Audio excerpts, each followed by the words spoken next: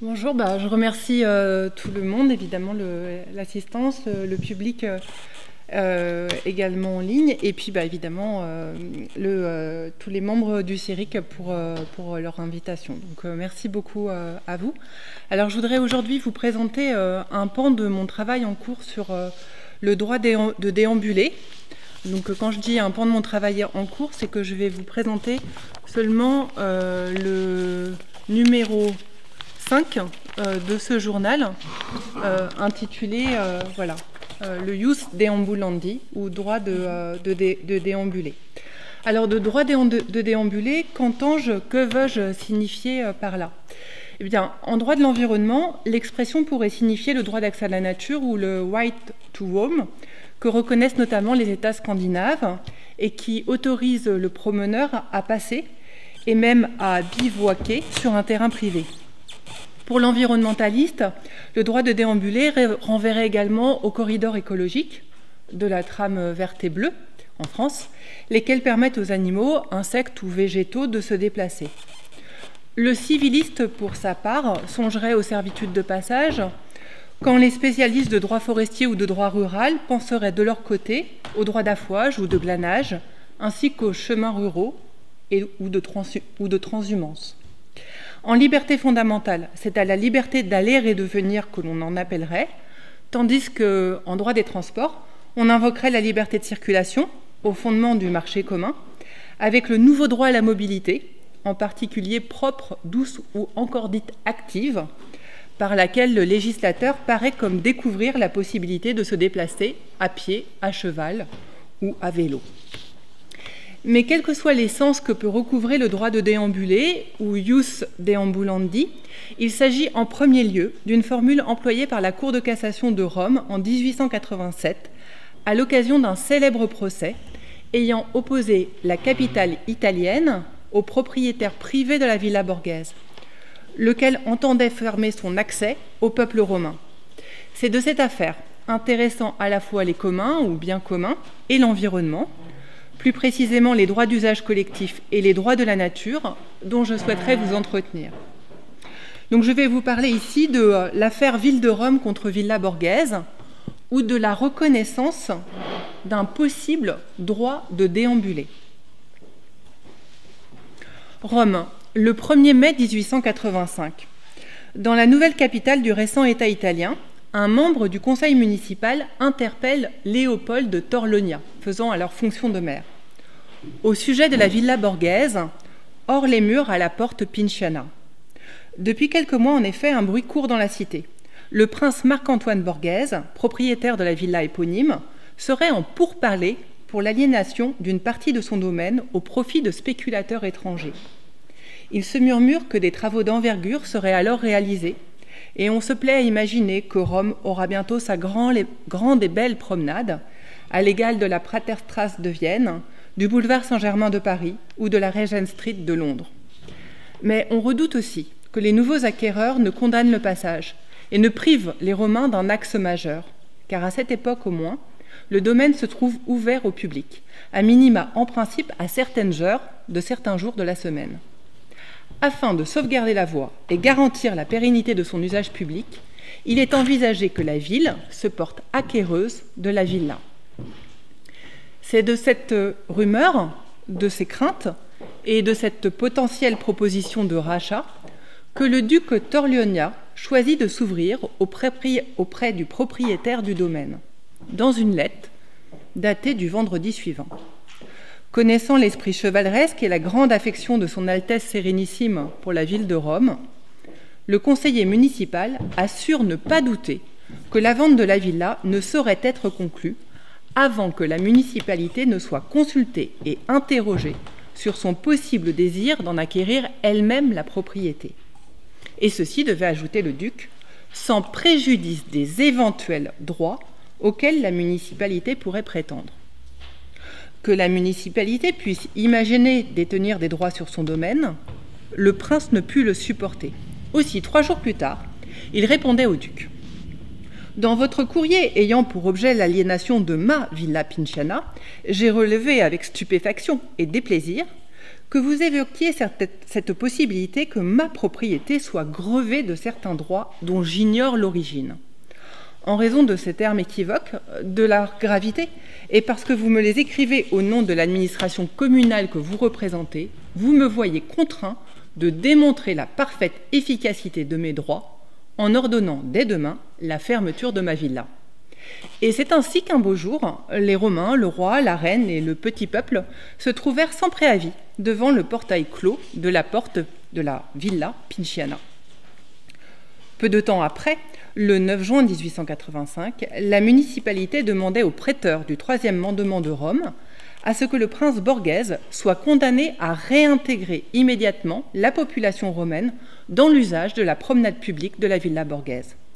À titre subsidiaire, la commune demandait à être maintenue dans l'usage calme et paisible du passage public. En tout état de cause, elle requérait la condamnation du propriétaire foncier à réparer les préjudices causés par son trouble possessoire. Alors peut-être ignorez-vous la distinction supprimée en droit français des actions possessoires et pétitoires. Quand les premières tendent à protéger un fait juridique, celui de la possession, la seconde vise à contester l'existence même d'un droit, et plus précisément d'un droit réel immobilier. En l'espèce, l'avocat de la commune avançait que le peuple romain avait bénéficié de la promenade de la villa Pinciana depuis sa fondation, mieux, depuis l'Antiquité, et même depuis des temps immémoriaux. De sorte qu'en fermant les portes de son domaine, le prince avait troublé la population dans la possession que celle-ci avait d'un droit d'user du passage. La fermeture de la villa constituait donc une flagrante violation de la possession d'un droit de passer. Et elle l'aurait constituée, quand bien même l'existence de ce droit aurait été au pétitoire contestée. Aussi le prince devait-il être urgemment condamné à réintégrer la population dans sa possession et partant à rouvrir sa villa comme avant. Parce que le caractère violent de la dépossession constituait une condition de la réintégrande, la municipalité précisait que dans l'hypothèse où la fermeture de la villa ne serait pas reconnue comme un acte de dépossession violent, il était, par défaut, demandé à ce que les habitants de Rome soient maintenus dans la possession du passage. Les actions possessoires comptant l'action en maintenance, en plus de la réintégrande, la commune avait choisi d'agir sur les deux fondements. Le prêteur ayant accueilli la demande de Rome en maintenance, le prince, suivi de la ville, avait interjeté appel. Puis le tribunal civil de Rome avait inversement fait droit à la demande en réintégrande et considéré qu'il n'y avait pas lieu de délibérer sur la demande subsidiaire en maintenance. Le propriétaire foncier, puis la municipalité s'étaient alors pourvus en cassation. Enfin, le 9 mars 1887, la haute juridiction rendait sa décision et rejetait les pourvois. Pour quel motif ? Concernant la réintégrande, le prince Borghese critiquait la décision du tribunal sur 3 pans. Tout d'abord, il contestait la possible existence d'un droit de passer sur le fonds d'autrui, au profit d'une population, dès lors que ni la législation en vigueur, ni même le droit romain n'en connaissaient selon lui de spécimens. À supposer ensuite qu'un tel droit pût exister, le prince affirmait que la réintégrande ne pouvait le défendre, cette action ne portant jamais que sur des choses corporelles. À supposer enfin que la réintégrande soit à même de protéger un droit, une chose incorporelle, une res incorporales, le demandeur considérait que la condition de la violence n'était pas en l'espèce remplie. Rejetant le pourvoi, la Cour de cassation reconnaissait l'existence d'un possible droit de passer sur un fonds au bénéfice des habitants d'une cité. Elle affirmait que la réintégrande pouvait être actionnée en défense d'un droit et énonçait que la violence pouvait consister à faire obstacle à la détention d'une chose, même incorporelle, de sorte que seul le recours à la violence pouvait permettre de le lever. Quoique tous les éléments du procès soient liés, je vous propose de nous concentrer sur la reconnaissance de ce possible droit de déambuler du peuple romain dans la Villa Pinciana. Sur les fondements de cet éventuel droit, d'abord, ce sera notre première partie. Sur les qualifications que l'on envisagea de lui donner ensuite, ce sera notre seconde partie. Mais disons déjà quels me paraissent être les enjeux autour de la reconnaissance d'un possible droit de déambuler et quels pourraient être les apports de l'affaire Rome contre Borghese. À mon sens, le cas présente 2 intérêts. D'une part, il peut être regardé comme un précédent judiciaire pour la revendication d'un droit collectif d'accès à la nature de facture civiliste, soit la transposition du right to roam nordique dans notre tradition juridique. Il nous montre comment des propriétés privées ont pu demeurer ouvertes à des communautés diffuses de promeneurs et des citadins. En France, le droit d'arpenter la terre, que l'on pourrait imaginer fondé sur les libertés d'aller et de venir et de jouir des paysages, s'avère encore largement méconnu. Le 2 février dernier était adoptée une loi visant à limiter l'engrillagement des espaces naturels et à protéger la propriété privée. Cette loi autorise les propriétaires fonciers à se clore juridiquement sans plus avoir à se clore physiquement. Une seule pancarte peut désormais interdire l'accès à des domaines privés quand il était jusqu'alors consenti, par exemple aux grimpeurs, en l'absence de barrières.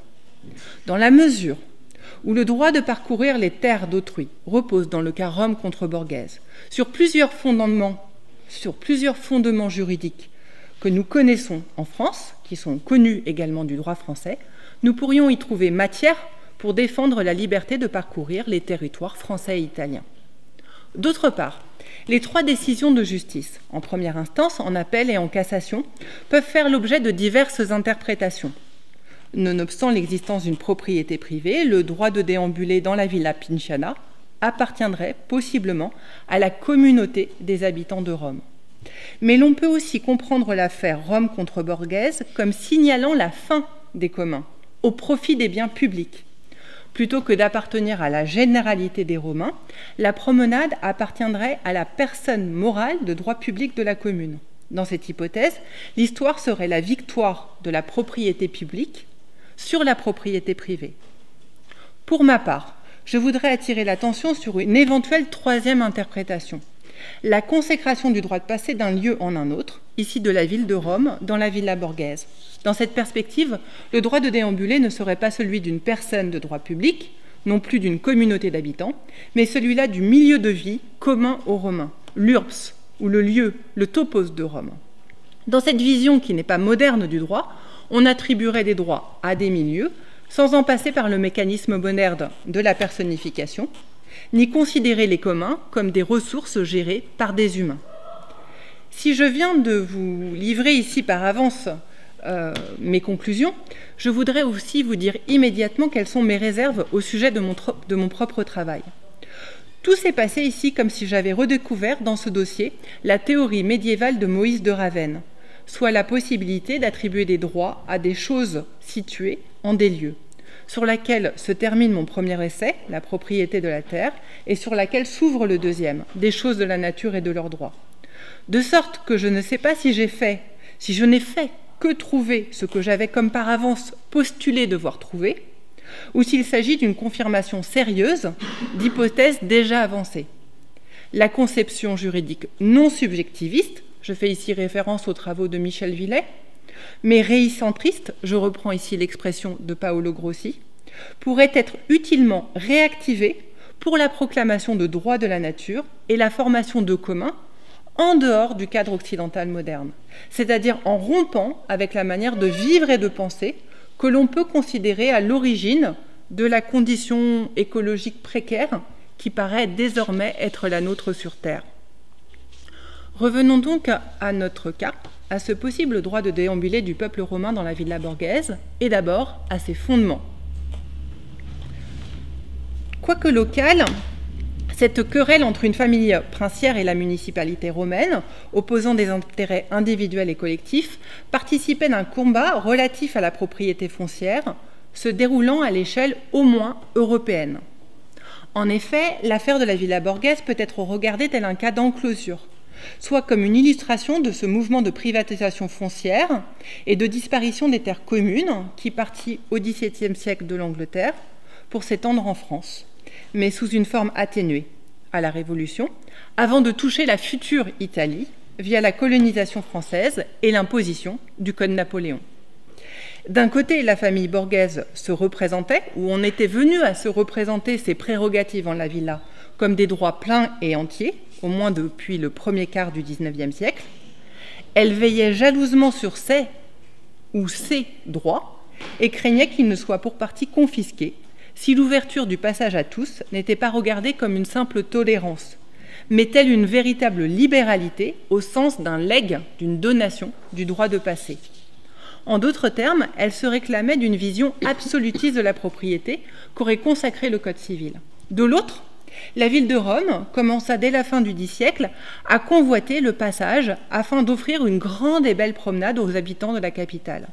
Autrement dit, il y avait comme une lutte froide entre des particuliers qui entendaient défendre leur propriété privée, comprise comme un droit absolu, et la municipalité qui, elle, pour satisfaire sa population, allait défendre une manière de propriété publique, au sens peut-être, car c'est toute la subtilité de l'affaire, d'une propriété collective, des usages civiques et de ce que nous appelons aujourd'hui les communs ou biens communs.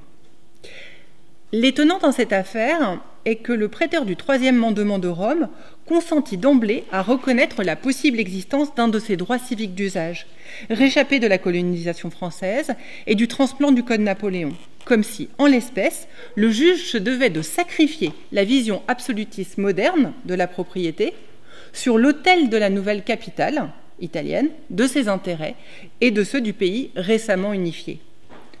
Revenant sur l'histoire du domaine Pinciana, l'avocat du prince avait expliqué que le cardinal Borghese avait hérité de vignes et de jardins avant d'acquérir d'autres terrains, avec chaque fois la jouissance pleine et entière des biens acquis. À son tour, le cardinal avait légué la villa à ses neveux, et celle-ci fut encore agrandie. Or, chacun des titres fonciers remis à l'occasion de ces transactions conférait a priori les plus grands droits. Aucune motion d'aucune espèce de servitude que ce soit ne figurait sur les actes de propriété. Et nonobstant ces documents, le prêteur reconnut l'existence d'un droit des citadins de passer en la villa.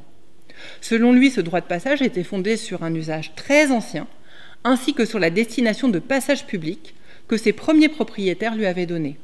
Cette destination n'avait d'ailleurs pas été conférée par pure intention libérale, soit par simple volonté de s'appauvrir sans contrepartie, mais en compensation, notait le juge, mais en compensation de biens jadis concédés par la ville et ses habitants aux fondateurs de la villa. Au tout début du XVIIe siècle, le cardinal Borghese avait en effet obtenu une arrivée de l'eau dite heureuse depuis un aqueduc romain, de sorte que l'on pouvait y voir comme un sacrifice consenti par la ville à la villa. De plus, celle-ci intégrait la voie du mur tordu qui dérivait d'une piste elle aussi antique. Enfin, le peuple romain avait contribué à l'embellissement du domaine, dès lors que le cardinal et ses successeurs avaient acquis, pour peu ou à titre gratuit, des monuments d'art et des chefs-d'œuvre de l'antiquité romaine à la ville. Aussi, l'ouverture de la villa à la ville procédait-elle d'une minimale et nécessaire reconnaissance de dette de la première envers la seconde. Loin d'être libre de droit, le domaine se trouvait tout à l'inverse grevé d'une très lourde charge envers Rome et ses habitants, à telle enseigne que la villa pouvait être regardée comme une manière d'œuvre et de propriété collective de la famille princière et du peuple romain ou de sa ville. À l'examen, la destination de promenade publique du domaine échappait à la volonté de ses fondateurs. Cette destination ressortait de la nature intrinsèque, du corps même de la villa. Elle était commandée par les eaux, les voies et minéraux qui la formaient. Ce pourquoi le prêteur pouvait la dire simultanément originelle et perpétuelle. Si la destination de promenade publique de la villa Pinciana était dite originaire, c'était aussi parce qu'avait été installée dans ses jardins une stèle de marbre, sur laquelle était gravée une longue et élégante inscription latine invitant les visiteurs à jouir librement des lieux. Reprenant la traduction italienne d'un ouvrage de 1650 décrivant la villa, les avocats de la municipalité se prévalaient en effet de cette épigraphe, laquelle énonçait « C'est moi, l'hôte de la villa Borghese Pinciana, qui m'adresse à toi. Qui que tu sois, pourvu que tu sois un homme libre, ne crains pas d'enfreindre les règlements. Va où tu le souhaites, prends ce qui te plaît, repars à ta guise. Car ces délices sont davantage destinés aux visiteurs qu'aux maîtres des lieux. Comme au siècle d'or, le propriétaire ne souhaite nullement imposer ici les lois de l'âge de fer. Et c'est pour toi, l'ami, qu'il tient cette demeure. Cependant, si tu venais à manquer délibérément aux communes lois de la civilité, alors serait brisée la carte de l'amitié. Alors bien sûr, on disputa le sens de cet énoncé. Tandis que les partisans de Rome mettaient l'accent sur cette présentation que le propriétaire faisait de lui-même, comme d'un hôte en sa demeure, plutôt que comme d'un souverain despote sur sa terre, les fidèles du prince, eux, insistaient sur la liberté que celui-ci se réservait de revenir sur sa décision de laisser tout un chacun goûter les plaisirs de la villa. La controverse porta notamment sur la teneur et la valeur d'une telle invitation à jouir des lieux, imprimée dans la pierre d'un des murs du jardin. Dans le cas du prince, on affirmait qu'il s'agissait d'un ornement littéraire. La déclaration emphatique, humoristique, et qui n'était pas faite sur une feuille de papier, ni revêtue d'aucune signature, ne pouvait assurément pas s'analyser en un acte recognitif d'une servitude de passage, puis contraindre son auteur et ses ayants droit ou successeurs. Au contraire, du côté de la ville de Rome, on demandait comment le cardinal Borghese aurait pu s'engager lui-même et ses héritiers avec plus de force et davantage de publicité qu'en installant une bannière visible aux yeux de tous, invitant quiconque en aurait le désir à se rendre dans les jardins, en cueillir les fruits, puis s'en aller librement. Une telle déclaration était assurément dotée d'une force probante et d'une efficacité juridique au moins égale, sinon supérieure, à celle d'un acte authentique rédigé devant notaire. En vérité, que pouvait-on espérer et imaginer de plus sérieux et incontestable qu'une inscription littéralement gravée dans le marbre? À cette question, la défense du prince répondait que la partie adverse manquait singulièrement de culture, qu'il n'y avait, à l'inverse, rien de plus anodin et inconséquent qu'une telle gravure, tant il était fréquent au XVIe et XVIIe siècle de porter des épigraphes sur les murs des villas, invitant cordialement les gens à entrer. Puisant dans les livres d'histoire, les avocats énuméraient alors les somptueuses villas de ces siècles, dont les jardins se trouvaient pareillement ouverts au public. Ainsi, les villas de Lucello, de Pompeo, d'Agrippa, derrière le Panthéon, et de Malvasia étaient destinées à l'usage et à l'accès libre du peuple. Si donc on voulait prendre l'épigraphe de la Villa Borghese au sérieux, alors toutes les villas suburbaines de Rome, ou presque, devaient être réputées grevées d'un même droit des citadins de s'y promener librement. Le tribunal était averti du risque pris s'il décidait de confirmer la décision du prêteur et reconnaissant un droit civique de déambuler dans la Villa Pinciana. Sa décision serait d'une telle portée qu'elle conduirait à ouvrir maints autres domaines, potentiellement contre la volonté de leurs propriétaires. Il n'était pas difficile d'imaginer le scandale et le désordre qui en résulteraient. C'est assurément la raison pour laquelle la défense de la municipalité choisit de ne pas abonder dans le sens de cette fabuleuse histoire des villas périurbaines, paradoxalement livrée par la partie adverse. Car si le récit était de nature à justifier l'ouverture d'une multitude d'entre celles-ci et à doter Rome de quantité de beaux jardins ouverts au public, elle était pour cette raison même de nature à porter atteinte à la sécurité juridique et partant à disposer mal les juges. Toujours est-il que vous voyez pourquoi l'affaire de la Villa Borghese peut compter au nombre des précédents utiles dans l'actuel dossier des biens communs ou bénis communis. On y trouve une illustration de ce que la propriété a pu ou peut être pensée autrement qu'à partir de la division entre propriété privée et publique et différemment d'un droit d'exclure ou de repousser autrui.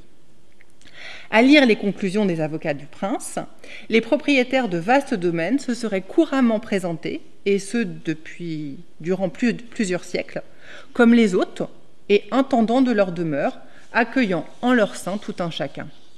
Aussi les fonds privés seraient-ils pour partie demeurés choses communes, soit des choses à l'usage de tous, avant qu'une conception moderne et absolutiste de la propriété ne se soit imposée.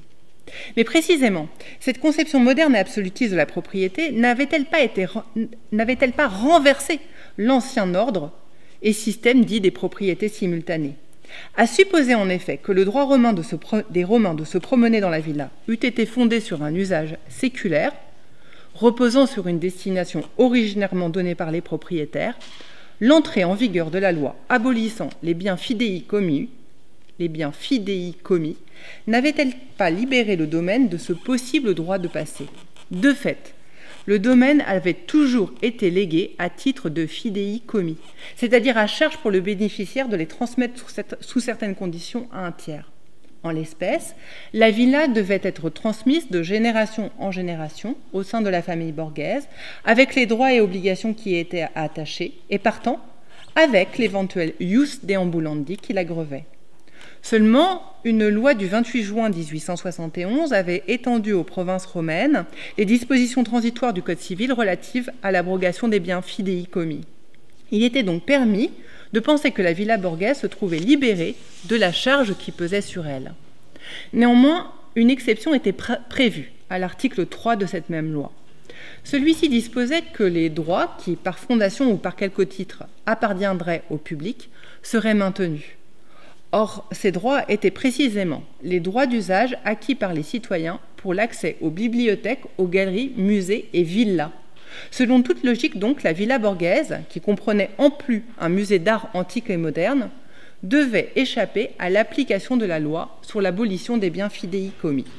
Dans leur conclusion, les avocats de Rome avaient repris les travaux parlementaires relatifs à la loi de 1811 et démontré que le législateur s'inquiétait de longue date des droits d'usage public susceptibles de disparaître avec les fidéicommis.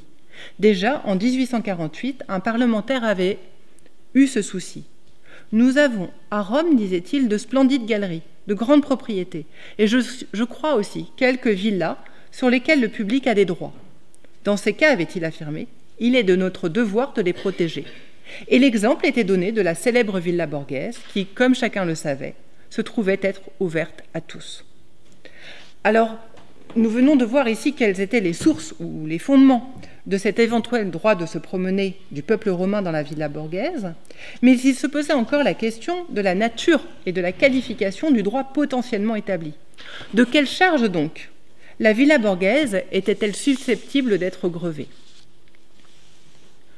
Une première possibilité, elle était la servitude personnelle, soit un droit de l'espèce des droits réels, tels les droits d'usufruit, d'usage ou d'habitation, expressément reconnus par le Code Napoléon. Le cas échéant, la servitude grevant le domaine Pinciana aurait été constituée au profit des habitants de la ville de Rome. Cependant, cette hypothèse ne pouvait être retenue puisque les droits réels, temporaires ou viagers, ne pouvaient perdurer au-delà de la vie de leurs bénéficiaires. Une deuxième possibilité était alors envisagée, celle d'une servitude non personnelle mais réelle, c'est-à-dire d'un droit reliant non une chose à une personne, en l'occurrence la villa borghese au peuple de Rome, mais une chose à une autre, ladite villa à une autre chose sise en un lieu. En effet, les codes civils français comme italiens prévoyaient et prévoient encore qu'une servitude réelle est une charge. Prévoit en effet qu'une servitude réelle est une charge pesant sur un fonds de terre au profit d'un autre fonds de terre appartenant à un autre propriétaire. L'établissement d'une servitude réelle, encore dénommée servitude prédiale ou service foncier, supposait donc a priori l'existence de deux fonds. Un fonds dominant, créancier de la servitude d'un côté, et un fonds servant, débiteur de la servitude de l'autre. Or, si le terrain de la villa borghese était de toute évidence susceptible de constituer le fonds servant, débiteur d'un service de laisser passer les citadins en son sein, le fonds dominant, lui, demeurait délicat à trouver. Aussi, la défense de Rome expliqua-t-elle que l'on se trouvait en présence d'une autre espèce de droit, d'un droit d'usage civique, ou bien encore d'une servitude d'utilité publique qui ne se laissait pas enfermer dans les bornes étroites du Code civil et échappait donc aux conditions de celui-ci. Il y avait pourtant un moyen de concevoir l'existence d'une servitude réelle et de trouver deux fonds de terre engagés l'un envers l'autre. Lequel? Considérer que la cité romaine elle-même, ou plus exactement son terrain ou territoire, constituait le fonds dominant, créancier du domaine Pinciana. Que la ville puisse détenir une servitude de passage en la villa, c'était là une solution qui apparaissait en filigrane des conclusions des avocats et des décisions de justice. Dans leurs conclusions devant le prêteur, les avocats du prince avaient en effet relevé que la commune ne prétendait pas détenir une servitude réelle sur la villa, car il aurait fallu considérer cette urbem quam discunt Roma comme un immense fonds de terre dominant la villa Pinciana, et celle-ci comme son fonds servant. Or, une telle hypothèse était, selon eux, ridicule. Dans son discours devant le tribunal civil de Rome, l'avocat de la ville, Mancini, n'ignora pas non plus cette solution.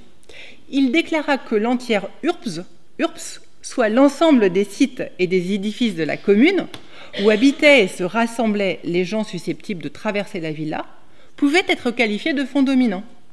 Mais plutôt que d'approfondir ce point, il envisageait aussitôt après la solution des droits d'usage public. Les avocats de Rome ne suivirent pas la voie ouverte par leurs confrères sur la pluralité des voies, des villas, invitant la population à entrer. Ils n'insistèrent pas sur cette possibilité, également évoquée par la défense du prince, que la ville et la villa puissent constituer les fonds respectivement dominants et dominés. Seulement, cette solution du service foncier rendu par la villa à la ville réapparaissait subrepticement en plusieurs endroits de leur conclusion. Tantôt il était question des droits de la cité, ou plus précisément du droit de passage irrévocable de la cité, tantôt il était affirmé que la cité, la commune, le bourg tout entier, bénéficiaient d'une servitude perpétuelle en une chose destinée à sa commodité.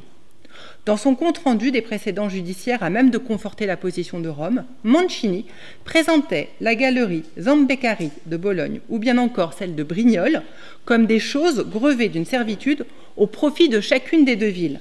Les galeries étaient dites destinées à leurs cités respectives. Souvent, on glissait de cette proposition selon laquelle le droit de se promener appartenait à l'ensemble des habitants d'un territoire, à cette idée selon laquelle le dit droit appartenait au lieu lui-même. En d'autres termes, on passait insensiblement de l'universalité des habitants de la ville à la ville elle-même.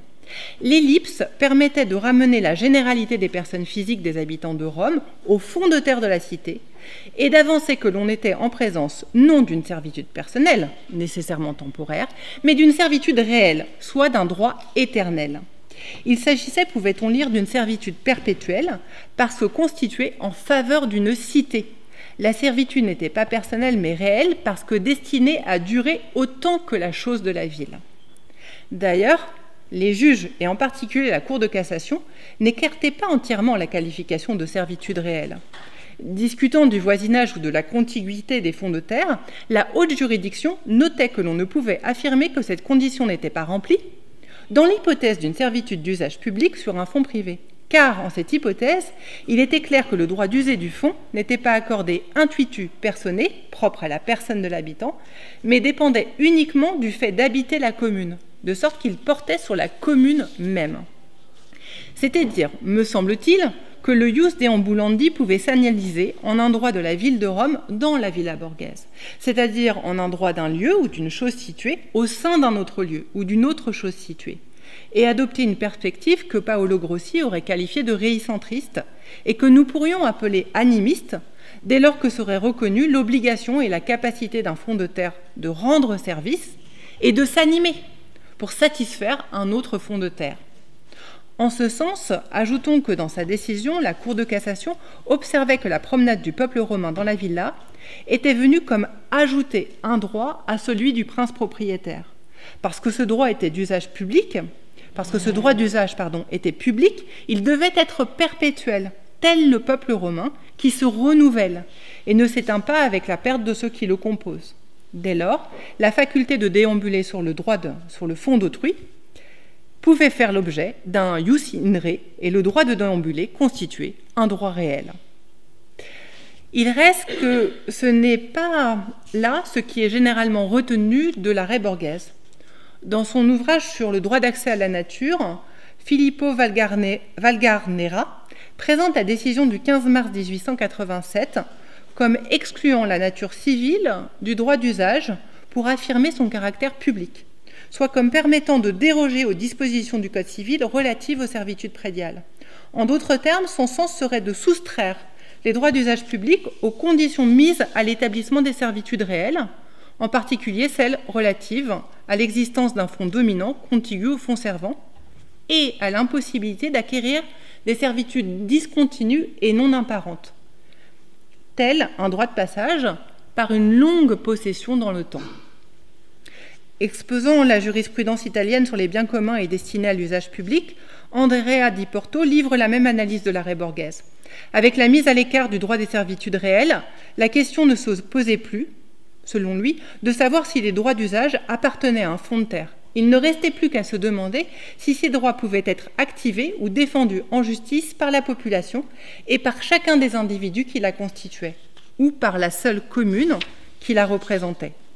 Ce faisant, l'interrogation ne portait plus sur l'appartenance possible des droits à une chose située, soit un lieu, un territoire, une cité, ville ou URPS. Et le fait est que si le cas Rome contre Borghese se présente ainsi à nous aujourd'hui, tel, je dirais, le champ du signe du droit des choses citées, c'est aussi parce que l'État italien acquit la Villa Borghese peu après. En 1901, l'État devint propriétaire du parc, du palais édifié au Van Sasio, l'actuelle galerie Borghese, ainsi que des objets et monuments d'art qu'il comprenait. Puis en 1903, l'ensemble fut cédé à la commune de Rome pour être ouvert au public. Dans la mesure où la villa devint un bien de la municipalité romaine, la décision rendue par la Cour de cassation de Rome paraît annoncer la mainmise d'une personne morale de droit public, la collectivité territoriale de la commune de Rome, sur un droit qui appartenait jusqu'alors ou bien aux Romains, c'est-à-dire aux habitants de la cité, ou bien à Rome en tant que territoire, lieu ou URPS. Alors que cette dernière solution, celle que les historiens nomment ou nommeraient la théorie de Moïse de Ravenne, soit oubliée, peut être regrettée. Car cette image que fournit l'affaire Rome contre Borghese d'une multitude de villas ouvertes à tous et qui traduirait possiblement les droits de la cité romaine à être accueillis au sein de fonds privés, pourrait aider à la dévolution ou reconnaissance de droits aux choses de la nature.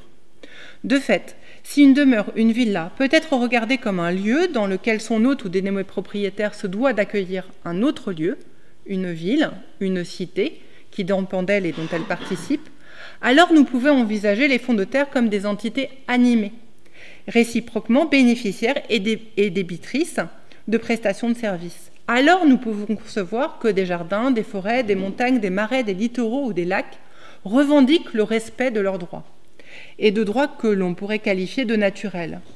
Non pas au sens où ils découleraient d'un ordre des choses ou de la nature qu'il s'agirait de décrypter pour le retranscrire dans le langage du droit, mais au sens des milieux naturels dont ils dériveraient et qu'un nouvel ordre écologique, établi par le dénommé droit de l'environnement, imposerait désormais de préserver. Le Ius Deambulandi, que j'appelais aussi le journal de la liberté de mouvement à l'âge des bouleversements écologiques, créé pour l'exposition l'été dernier des pensionnaires de l'Académie de France à Rome ou Villa Médicis. Alors, d'objets conçus pour présenter des études juridiques au milieu artistique contemporain, ce journal est comme devenu un terrain exploratoire pour la rédaction d'un livre à venir sur le droit d'arpenter la Terre, à l'âge, disons, du changement climatique, de l'érosion de la biodiversité et des pollutions multiples.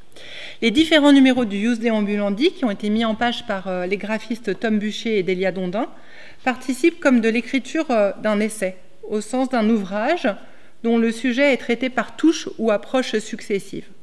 Donc les différents numéros forment un ensemble de tentatives de redéfinir la liberté d'aller et de venir à l'âge de l'Anthropocène. Ces épreuves, elles varient à la fois par leur contenu, le délit de vagabondage, l'avancée d'espèces végétales, la divagation d'animaux sauvages, et par la forme ou la manière de traiter ces sujets. Donc sont proposés des fictions juridiques, un récit de procès, celui que je viens de vous faire, un entretien aussi avec le groupe d'artistes marcheurs Stalker, des textes de philosophie ou d'histoire du droit, la présentation aussi d'une exposition photographique, tout ceci comme pour répondre à cet appel de Michel Foucault de transformer ou à transformer les sciences humaines en un vaste champ d'expérimentation. Et on pourrait dire aussi que ce procédé, cette démarche même, la réalisation et le recueil d'études hétéroclites participent d'une logique déambulatoire, donc d'un cheminement hésitant, mal ordonné, laissant place à l'improvisation et fait d'allers et de retour. Cette ligne accidentée n'exclut toutefois pas les prises de position et le journal peut être aussi saisi comme un étendard de